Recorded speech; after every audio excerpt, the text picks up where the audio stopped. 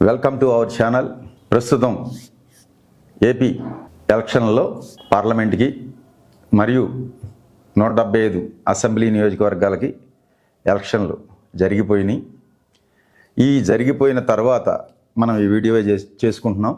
ఈ వీడియోలో 175 అసెంబ్లీ నియోజకవర్గాలకు సంబంధించి అలాగే 25 పార్లమెంటు సెగ్మెంట్లకు సంబంధించి ఏ పార్టీ అభ్యర్థులు ఎవరు గెలుస్తారు, ఎంత మెజార్టీతో గెలుస్తారు అనేది మన డివైన్ ఆస్ట్రాలజీ ద్వారా తెలుసుకుందాం.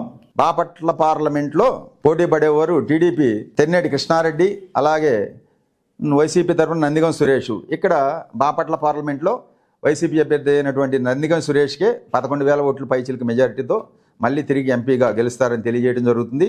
ఇక రెండోది, బాపట్ల పార్లమెంట్లో వేమూరు అసెంబ్లీ నియోజకవర్గంలో ఎస్సీ 2,300 ఓట్లతో వైసీపీ అభ్యర్థి గెలుస్తాడు.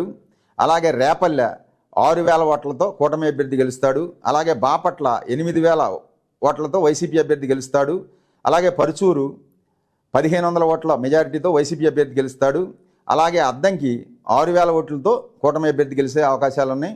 అలాగే చీరాల 2,000 ఓట్లతో వైసీపీ అభ్యర్థి గెలిపే అవకాశాలు ఉన్నాయి.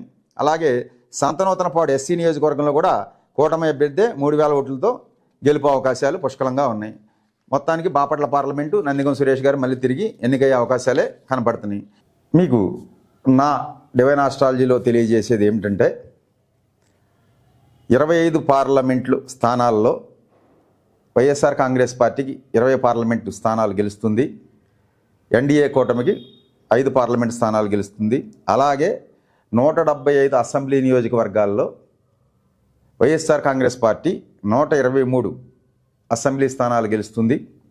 అలాగే కూటమి అభ్యర్థులు 52 అసెంబ్లీ స్థానాలు గెలుస్తారని నేను తెలియజేయడం జరుగుతుంది. ఈ ప్రేక్షకులందరూ కూడా మా ఆస్ట్రాలజీని స్వీకరించి మమ్మల్ని గౌరవించాల్సిందిగా కోరుకుంటున్నాం.